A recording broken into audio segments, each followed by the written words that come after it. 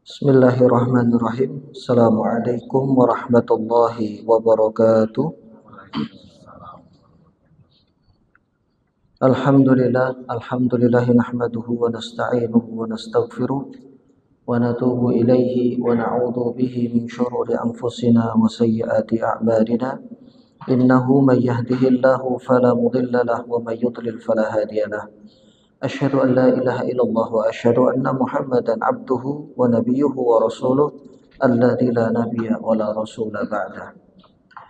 Bapak Ibu jamaah salat zuhur Masjid Asy-Syifa yang semoga dimuliakan Allah. Alhamdulillah pada kesempatan yang mulia di siang hari ini kembali kita diberikan oleh Allah kesempatan untuk menambah pundi-pundi kebaikan. Lalu kemudian kita melanjutkan dengan kajian kitab. Pada kesempatan siang hari ini kita akan melanjutkan kajian kitab Riyadhus Shalihin yang telah sampai pada bab Al-Wasiyatu bin Nisa. Wasiat atau nasihat terhadap para wanita atau para istri. Jamaah yang semoga dirahmati Allah. Di dalam hadis yang diriwayatkan oleh Imam Bukhari dan Muslim, Imam Nawawi rahimahullah membuka pembahasan ini dengan hadis yang dibawakan oleh Imam Al-Bukhari dan juga Imam Muslim di dalam kitab sahihnya dari Abu Hurairah radhiyallahu anhu. Nabi sallallahu alaihi wasallam bersabda, "Istausu bin nisa'i khairan." Khitab ini ditujukan kepada para suami. Khitab ini ditujukan kepada para rijal, yaitu kaum laki yang Allah kemudian berikan beban kepada mereka untuk menjadi penanggung jawab dari rumah tangga mereka, dari keluarga mereka. Kenapa harus laki-laki? Allah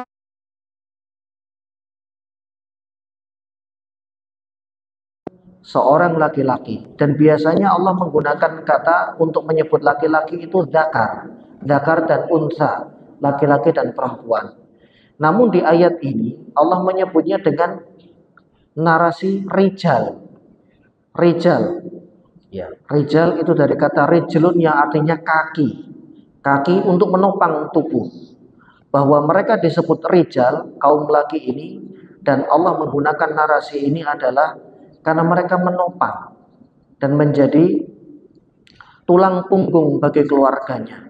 Mereka adalah tempat curhatnya istri kepada suaminya, anak-anak kepada ayahnya. Makanya dikatakan dengan rijal. Ar-rijalu qawwam. Mereka adalah pemimpin di dalam rumahnya. Bima faddalallahu ba'dahum ala ba'din. Karena memang kodrat yang sudah Allah tetapkan bahwa yang mampu memikul dan menanggung itu semua hanya kaum laki. Nah, tentunya tidak ada makhluk yang Allah ciptakan secara sempurna. Maka untuk melengkapi rijal ini, Allah kemudian menetapkan dan menjadikan pasangan hidupnya dari kaum wanita, sehingga lengkaplah sudah kehidupan seseorang. Makanya dikatakan nikah itu adalah nisfuddin, setengah dari agama, karena setengahnya sudah dia kerjakan, tinggal setengah yang lain, yaitu ketika dia melengkapi agamanya dengan menikah. Jamaah yang semoga dirahmati Allah, bahkan seorang wanita yang dewasa yang sudah menikah bertahun-tahun pun butuh diarahkan, karena keqawaman atau kepemimpinan seorang laki-laki itu durasinya bukan 1 tahun, 2 tahun, 3 tahun, tapi seumur hidup. Dia menjadi benteng yang kokoh dari masuknya maksiat dan dosa dalam sebuah rumah tangga, dan dia menjadi qudwah, bukan hanya sekedar imam sholat, karena kalau sholat itu kan durasinya paling lama 10 menit, 15 menit. Tapi lebih dari itu, bahwa Allah menjadikan mereka sebagai imam sholat, sebagai representasi dalam kehidupan 1 kali 24 jam. Mereka juga memimpin dan menjadi imam untuk anak dan istrinya, sebagai panutan, sebagai qudwah. Maka di tangan mereka lah kewajiban untuk memberikan arahan, untuk memberikan tarbiyah, pendidikan, untuk memberikan bimbingan kepada istri secara khusus dan keluarga yang berada di bawah tanggung jawabnya. Nabi Shallallahu Alaihi Wasallam menyebutnya istausu bin nisa'i khairon. Banyak-banyaklah kalian itu memberikan nasihat dan arahan kepada para istri khairon, dengan cara yang baik. Artinya ada yang memberikan arahan tidak dengan cara yang baik, dibentak dengan menggunakan kekerasan. Jamaah yang semoga dirahmati Allah, memang tidak dipungkiri kita tumbuh di lingkungan yang berbeda. Ada yang tumbuh lingkungan keluarganya, lingkungan dulu bi'ah yang dia berada di sana itu keras, sehingga wataknya juga keras. Ada yang tumbuh di lingkungan yang lembut karena memang keluarganya itu mengajarkan kelemah lembutan. Kalau bicara tidak boleh suaranya tinggi, kalau bicara tidak boleh sambil teriak atau manggil dengan teriak-teriak. Ada yang demikian. Nah, yang repot ini ketika dua kepala atau dua latar belakang ini kemudian berkumpul dalam rumah tangga. Ini apabila tidak bisa mengkombinasikan, yang terjadi adalah keributan. Suaminya dengan nada keras, padahal memang itu wataknya seperti itu. Dulu lingkungan keluarganya ya lingkungan keluarga begitu. Ya ini sudah yang paling pelan, sudah yang paling halus. Tapi istrinya menganggap, loh kok keras banget, ngomong gitu saja, kerasnya luar biasa. Karena memang kebiasaan watak yang terbentuk di lingkungan keluarga istrinya berbeda dengan suaminya. Nah, jamaah yang semoga dirahmati Allah, dari sekian banyak lingkungan, dari sekian banyak bi'ah yang membentuk seseorang, karakter yang membentuk seseorang, Islam hadir di tengah-tengahnya. Bahwa beliau kemudian menasehatkan istausu bin nisa'i khairan, dengan cara yang baik. Jika yang cara yang baik itu adalah dengan pelan dan dengan halus, maka mau tidak mau suaminya harus mengurangi volume suaranya. Karena ini adalah ya sesuatu yang dianjurkan oleh agama. Atau sebaliknya, yang terbina di lingkungan yang keras adalah istrinya, ya keras wataknya, ya kemudian gaya bahasanya, kalau berbicara ceplas-ceplos, karena memang bi'ah atau lingkungan tempat tumbuhnya beliau di lingkungan yang seperti ini, dan itu sudah menahun jemaah. Merubahnya dalam sekejap waktu ini menjadi sebuah hal yang mustahil, tapi perlahan dan pelan itu insya Allah akan bisa. Fa innal mar'ata khuliqat min dila. Nabi kemudian menyebutkan ilahnya, sebabnya. Kenapa sih harus dinasehati baik-baik? Dan baik itu kan ada penyertanya. Contoh nasihat yang baik adalah tidak menasihati dia di depan saudara-saudaranya. Jadi pas lagi kumpul kemudian ditegur. Dipanggil dulu, ya hanya berdua kemudian ngobrol. Tidak negur dia di depan anaknya. Tidak menegurnya di depan orang tuanya. Walaupun tutur katanya atau bahasa yang digunakan masih flat begitu saja. Ya tidak, suaminya tidak pandai merangkai kata-kata. Tapi kalau dinasihatinya tidak dilihat orang, tidak didengar orang, tidak didengar orang lain, beliau akan merasa lebih dihargai. Jadi situasi dan keadaan ini masuk dalam kategori khairon. Khairon itu bukan hanya tutur katanya yang lembut, karena kalau memang sudah cetakannya, watak yang dia tumbuh di lingkungan itu, ya bicaranya flat begitu, nadanya juga keras, suaranya meninggi, ini susah. Walaupun bisa ya jamaah, karena para sahabat dulu kan hidupnya di lingkungan yang keras. Tanah Arab itu kan bukan wilayah yang, itu wilayah yang gersang, wilayah yang keras. Tapi ketika kemudian Islam datang, hati mereka lembut karena mereka berusaha untuk mengurangi volume, mereka berusaha untuk sesopan mungkin dengan orang lain ketika berbicara, mereka berusaha tersenyum walaupun biasanya tidak bisa tersenyum, ya begini, tapi berusaha untuk tersenyum karena dia pengen mendapatkan kebaikan yang banyak. Akhirnya lambat laun watak itu kemudian berubah. Sahabat Umar bin Khattab radhiyallahu anhu adalah contoh di mana beliau itu flat orangnya. Itu ya itu, salah ya salah. Tapi kemudian beliau bisa melunak sedikit demi sedikit, sembari semakin beliau banyak bergaul dengan Nabi Shallallahu Alaihi Wasallam. Ya, kemudian akhirnya berusaha untuk meredam dan berusaha untuk menyamai Nabi Shallallahu Alaihi Wasallam dalam hal tutur kata. Beliau bisa ngikuti, karena biar bagaimanapun prosesnya itu lama, tapi insya Allah seseorang itu akan bisa merubah kebiasaan dan wataknya. Nah, Nabi menjelaskan fa innal mar'ata khuliqat min dila. Perempuan itu ciptakan dari tulang rusuk yang bengkok. Ini penciptaan awal. Kalau kita ingat ya, setelah Allah menciptakan Nabi Adam alaihi salam, waktu itu beliau masih di surga, belum diturunkan ke bumi. Beliau tertidur. Ketika bangun, beliau sudah mendapati Ibu Hawa yang berada di sampingnya. Para ulama mengatakan Ibu Hawa diciptakan langsung oleh Allah dari tulang rusuk Nabi Adam bagian yang kiri. Makanya beliau mengatakan perempuan itu dicipta dari tulang rusuk dulu, tapi mbah moyang kita, bukan kitanya. Kalau yang sekarang, manusia sekarang itu kan ya dari bertemunya sperma dan ovarium kan, seperti itu. Wa inna wajafi ma fi dir'i a'lahu. Tulang itu, tulang rusuk itu yang paling bengkok ya bagian ujungnya. Fa in dhahabta tuqimuhu kasartahu. Kalau dipaksa untuk diluruskan, maka dia akan patah. Dan berapa banyak pernikahan itu patah di tengah jalan karena tidak memperhatikan sisi psikologi dari pasangan hidupnya. Yang ini keras, yang ini keras. Tidak ada yang mau ngalah. Sudah, itu tinggal menunggu bom waktu saja. Kalau ada pemicu masalah dalam rumah tangga itu, blah. Ujung-ujungnya adalah ya main ancam dengan kalimat talak, main ancam dengan kalimat cerai.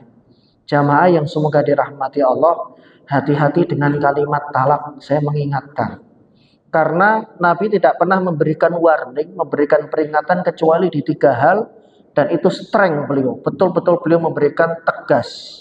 Dalam hadis yang diriwayatkan oleh Imam Abu Daud, Nabi SAW bersabda, salatun, ada 3 perkara, jidduhunna jiddun, kalau diucap serius menjadi betulan dan terjadi. Wahazluhunna jiddun, kalau dibuat bahan bercandaan, obrolan bercandaan, ini juga serius. Yang pertama adalah an-nikahu, masalah pernikahan, ijab kabul. Ijab kabul ini bukan main-main. Ya, kalau jenengan misalkan bersandiwara atau dalam sinetron punya anak perempuan, saya nikahkan putri saya Fulanah bin Fulan dengan mas kawin, handphone, dibayar tunai, langsung ditangkap tangannya, kemudian saya terima nikahnya, itu bisa sah jemaah. Ada saksi, ya, ada mahar. Kalau perempuan itu kan tidak perlu diminta izin, dia bisa dinikahkan oleh walinya, yaitu ayahnya. Dalam hal ini ayah kandung, bukan ayah tiri, kapanpun. Cuman nanti dia punya hak, kalau dia tidak suka dengan pernikahan itu, dia punya hak untuk fashun nikah, membatalkan pernikahan. Ini panjang lagi nanti, harus ke pengadilan. Tapi kan sudah sah diucap. Makanya Nabi memberikan peringatan keras, jangan bermain-main atau menggunakan kata-kata yang berkaitan dengan ijab kabul itu untuk obrolan dan bercandaan, guyonan. Yang kedua, at-tolak, masalah cerai. Cerai itu Pak, kalau diucap walaupun main-main itu beneran. Dan jangan pernah memberikan contoh. Nih contohnya saya sama istri saya, misalkan saya rame sama dia, kemudian kita marah-marahan, saya bilang kamu saya cerai, itu jatuh talak loh Pak. Tapi kan kita cuma main-main, loh enggak ada. Nabi enggak memberikan ruang main-main di sana. Kalau mau main-main, cari narasi yang lain atau bahasa yang lain, tidak dengan menggunakan kalimat ini. Karena pernikahan itu sesuatu yang sakral. Quran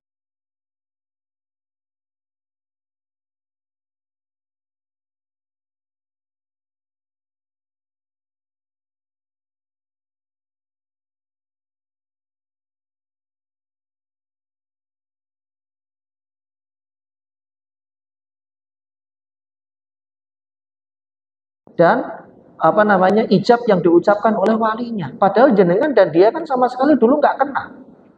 Wanita yang tidak pernah kita nafkahi sebelumnya, jenengan nggak pernah nyekolahin dia Pak, nggak pernah nyekolahin istri kita, yang nyekolahin orang tuanya.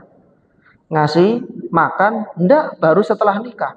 Nyekolahin nggak pernah, nguliahin nggak pernah, ya kan. Ngasih makan juga enggak. Tiba-tiba datang ke rumahnya, Pak, assalamualaikum, waalaikumsalam, nama saya Fulan, saya tresno suka sama putrinya Bapak, boleh enggak Pak saya nikahi? Ah beneran kamu serius? Serius Pak, kalau panjenengan oke, saya akan bawa keluarga saya. Untuk keseriusannya membicarakan masalah, ya sudah, kapan? Bulan depan Pak, benar dibawa semua. Sudah, deal, ditentukan waktunya, kapan, hari, tanggal, tempat, baru kemudian waktu sakral.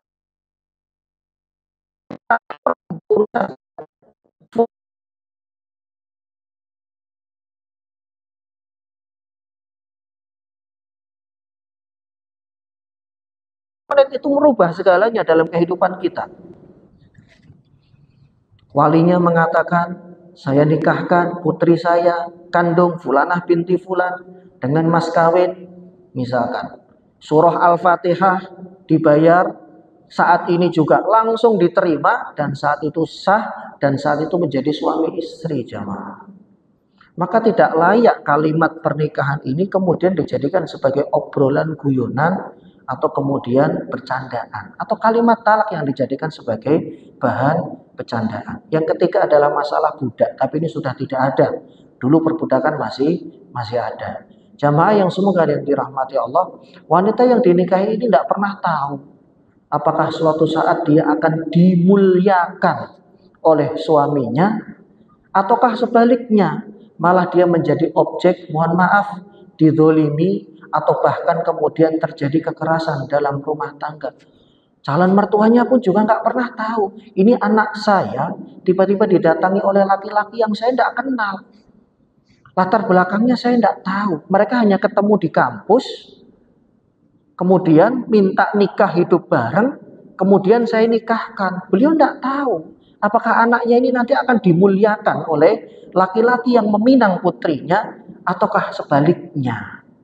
Maka jamaah yang semoga dirahmati Allah, Nabi memberikan wejangan, memberikan nasihat bahwa sesungguhnya wanita yang kalian nikahi itu dulunya mbah moyangnya itu bengkok.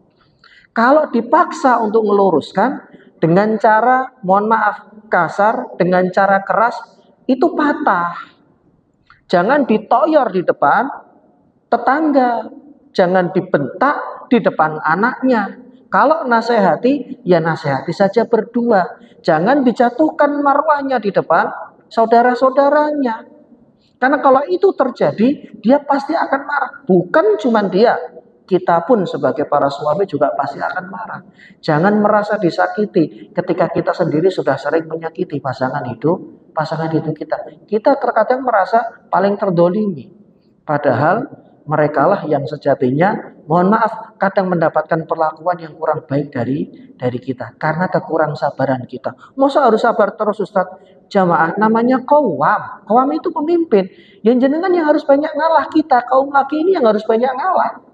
Karena kita yang ditunjuk langsung sama Allah, bukan perempuan yang menjadi kepala rumah tangga. Dan dari zaman dulu, ratusan tahun yang lalu, kodratnya memang seperti sejak zaman Fir'aun, Pak. Laki-laki itu sudah ditunjuk untuk menjadi kepala rumah tangga.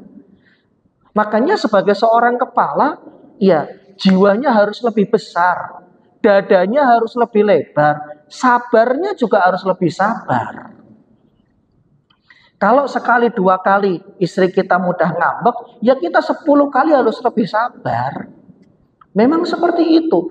Ustadz, di atas kertas memang gampang, betul jamaah. Kita tidak memungkiri. Hidup rumah tangga itu tidak seperti kita ya bermain kata-kata di atas kertas. Faktanya memang tidak mudah. Makanya disinilah kemudian agama hadir, Nabi hadir memberikan tarbiyah, memberikan edukasi kepada para suami agar istausu bin nisa'i khairon. Kuncinya di situ. Kalau dia lagi marah, kalau dia lagi berapi-api, diam. Sudah, tunggu redanya. Karena ketika kita sama-sama panas kepalanya, memang berlaku salah, memang berbuat salah. Mungkin kurang pandai dalam mengelola uang belanja yang diberikan. Untuk sesuatu yang kita sudah pernah memberikan teguran. Tapi kalau sana marah, kemudian kita arahkan, itu nggak jadi jamaah.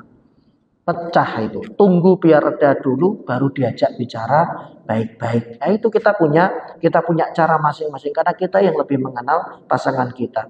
Nabi hanya memberikan wejangan secara umum. Kalau wanita yang kalian nikahi ini ya diciptakan dari tulang yang bengkok. Fa in dhahabta tuqimuhu kasar tahu. Kalau dipaksa harus, pokoknya harus pecah, patah. Makanya di dalam riwayat yang lain beliau memberikan nasihat begini. Bahkan seandainya ada kekurangan, mohon maaf, bahasanya adalah ada sesuatu yang tidak kalian sukai pada pasangan kalian, nggak usah itu dilihat. Yang dilihat yang baik-baik saja. Kenapa? Fa'inistam tak tahu, kalau kamu bisa bersenang-senang dengan dia dan menutup mata dari kekurangannya, maka kamu akan bisa hidup bahagia, berumah tangga, umurnya panjang. Hadis riwayat Imam At-Tabrani yang pernah saya dapatkan di dalam riwayat Imam At-Tabrani. Sampai Nabi memberikan ulasan demikian. Seandainya ada sesuatu yang tidak kau sukai pada pasanganmu, kemudian itu sesuatu yang paling engkau benci, tutup matalah dari itu. Selama itu bukan perbuatan dosa dan nusyus. Karena mohon maaf, ya kadang ada sifat yang tidak kita suka. Misalkan tidak pandai masak misalkan, atau cemburuan misalkan, atau yang lainnya lah, kita yang lebih tahu dari pasangan kita.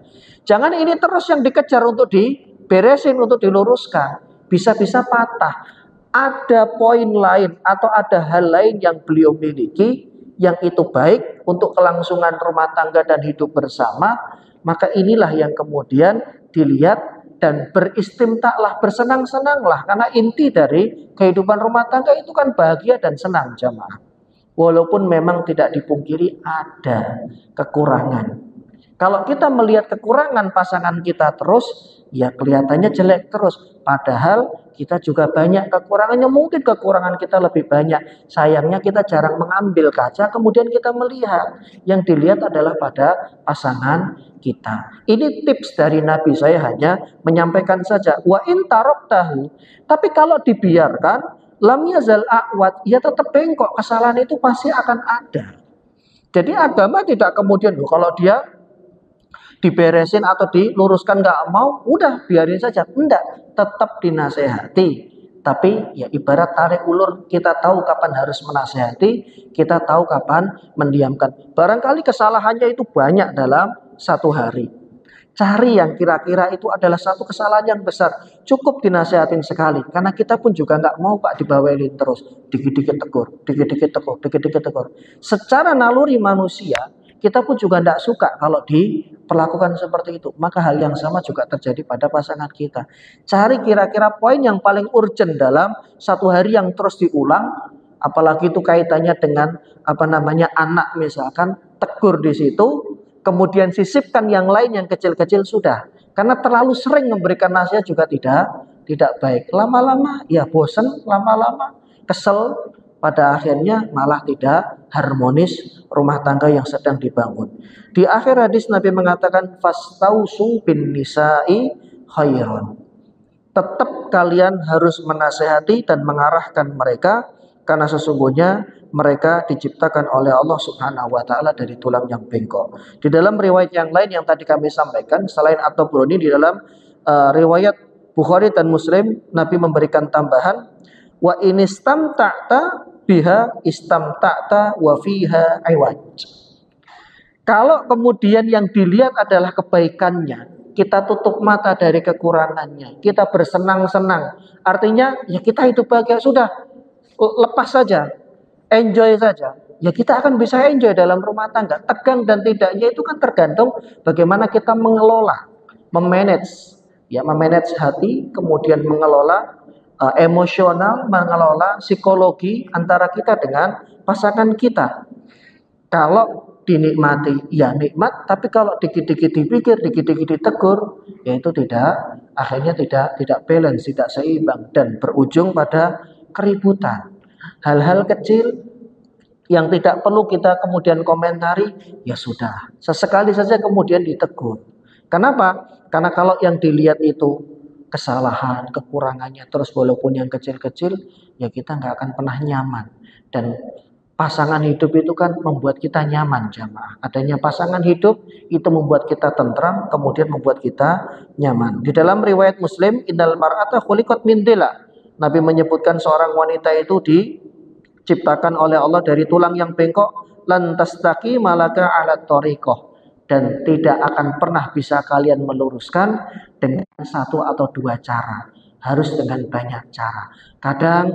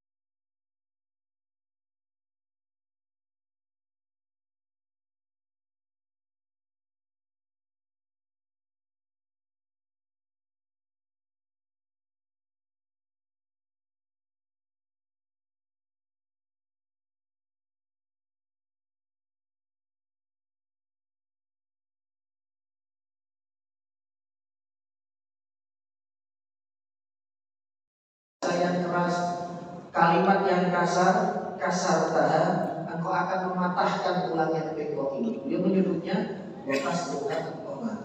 Dan bentuk dari mematahkan tulang ini adalah sebuah perceraian. Dan tentunya kita mau hal itu terjadi pada keluarga kita. Pun demikian, kalau kemudian sudah memang tidak terjadi kecocokan pada dua insan ini dan tidak ada jalan yang lain kecuali memang harus pisah, maka kembalikanlah dengan cara yang baik di orang tuanya, kepada orang tuanya. Karena dulu kita mengambilnya dengan cara yang baik, maka kita kembalikan juga dengan cara baik. Ini bukan berarti kemudian Islam support dengan perceraian, tidak ya jamaah. Setiap permasalahan dalam hidup, Islam itu selalu menyediakan payung hukum. Karena sebuah keluarga pernikahan, bedanya dengan umat terdahulu, ya ketika mereka umat terdahulu berarti kita menyebutnya ahlul kitab, Yahudi dan Nasrani. Dulu ketika mereka sudah menikah, mereka nggak pernah bisa pisah. Walaupun mohon maaf, didapatkan sesuatu yang sangat tidak disukai dari pasangannya. Ada lagi ketika sudah pisah, tidak bisa kemudian rujuk kembali. Nah, Islam ini datang di tengah-tengah. Kalaulah memang ada sesuatu yang tidak kalian sukai dan sudah diupayakan untuk mediasi dan ternyata hasilnya juga tidak membaik, malah makin besar dan pisah itu adalah jalan yang terbaik menurut keduanya, maka pisahlah dengan cara yang baik. Kembalikan ke rumah orang tuanya dengan cara yang baik. Berikan hak dia berupa nafkah yang masih tersisa selama masa iddah. Kemudian mut'ah itu semacam pesangon. Sampai nanti betul-betul diputuskan oleh pengadilan ketok palu keluar akta. Nah, baru kemudian nafkah itu sudah gugur. Tapi nafkah kepada anak itu tetap. Berapa banyak pernikahan kemudian pisah dan dia punya anak, anaknya ditinggal begitu saja. Jamaah, anak itu adalah kewajiban ayahnya untuk memberi nafkah. Tapi kan dia sama ibunya. Lah kalau memang masih kecil kan hak asuh ibunya, Pak. Itu di pengadilan nanti diputuskan. Lah masih 2 tahun, masih 3 tahun. Emang bisa kita ngurusin anak usia segitu? Itu masih ngantil sama ibunya. Kemana-mana sama ibunya. Makanya pasti pengadilan nanti akan memberikan hak asuh itu kepada orang tuanya dulu sebelum nanti dia memilih. Justru kalau kita bawa, kita kerja malah kurang perhatian pada anak ini, dan siapapun pasti tidak menginginkan hal itu terjadi karena pada akhirnya yang menjadi korban itu adalah anak. Maka jamaah yang semoga dirahmati Allah, ya, dasar-dasar kehidupan dalam rumah tangga itu sudah diatur oleh Quran, sudah diatur oleh Nabi Shallallahu Alaihi Wasallam. Tinggal bagaimana pelan tapi pasti kita menerapkan dalam kehidupan kita. Rambu-rambu yang tidak boleh dilanggar itu kita berusaha untuk berhenti. Sesuatu yang dianjurkan, sesuatu yang diperintahkan berusaha kita jalankan. Karena inti dari kehidupan rumah tangga itu adalah kenyamanan dan rasa tenang. Walaupun materi mungkin pas-pasan, tapi kalau kita nyaman dan tenang dengan pasangan hidup kita, bismillah, enjoy saja hidup rumah tangga. Tapi kalau sudah ya masalah demi masalah datang dan kita keliru dan salah dalam menanggapinya, ini terkadang berakibat fatal waliyadzubillah. Mudah-mudahan tidak terjadi. Dan agar kita dengan pasangan kita sefrekuensi, kalau bapaknya ngaji, maka ibunya juga diusahakan ngaji. Kalau ibunya sudah ngaji, bapaknya juga ngaji. Agar materi yang didapatkan dan ilmu yang didapatkan oleh dua pasangan ini sefrekuensi. Kalau sudah sefrekuensi, memberikan nasihat dan teguran itu akan lebih nyaman. Tapi kalau tidak sefrekuensi, nggak akan pernah ketemu jamaah. Yang dimaksud ini, suaminya menginginkan kalau saya pulang, ya kamu di rumah. Tapi istrinya lain, dia pergi atau tidak sedang di rumah. Padahal keluarnya seorang wanita dari rumah itu kan bi'idni zaujiha, dengan izin suaminya. Apalagi perginya sampai berhari-hari nginep misalkan seperti itu. Ya, ini harus mengantongi izin dari suami. Memang tidak tertulis jamaah. Tapi kalau suaminya ridho, kalau suaminya rela, maka disinilah kemudian Allah akan sediakan kepada wanita tersebut dan dipersilahkan masuk surga dari pintu manapun. Idza shallatil mar'atu khamsaha. Hadis riwayat Imam At-Tirmidzi dan Abu Daud, seorang wanita jika sudah menikah dan dia menjaga sholat 5 waktu, wasomat syahroha. Yang kedua, dia puasa Ramadan. Kemudian yang ketiga, wa ata'at ba'laha. Dia patuh kepada suaminya, wa hafizat farjaha. Dia patuh kepada suaminya dan menjaga kehormatan kesuciannya. Tidak membawa atau memasukkan laki-laki lain kecuali sepengetahuan suaminya ke dalam rumah. Jadi kalau ada tamu, suaminya harus tahu. Wah, ribet amat. Lah memang seperti ini jamaah. Rumah tangga yang dijaga dengan seperti ini, pokoknya apa-apa harus suami, itu akan tenang. Suami pun ketika meninggalkan juga tenang. Tidak mungkin istri saya melakukan hal-hal semacam itu. Sesuatu yang di masyarakat kita sudah mulai pudar. Dengan mudahnya kemudian ada tamu masuk, kemudian ada siapa masuk, begitu ngobrol, ya akhirnya yang terjadi ya banyak sekali masalah dalam rumah tangga. 4 hal ini kalau dijaga, Allah katakan qila lahadkhuli min ayyi abwabil jannati syi'ti. Masuklah dari pintu surga manapun yang kau inginkan. Dan ini tidak disabdakan oleh Nabi kepada para suami, tapi kepada para istri. Walaupun dia nggak pernah tahajud, yes. Walaupun nggak pernah tahajud, walaupun nggak pernah sholat duha, dan hanya sholat 5 waktu saja. Dan hanya puasa Ramadan saja, nggak pernah puasa-puasa sunnah.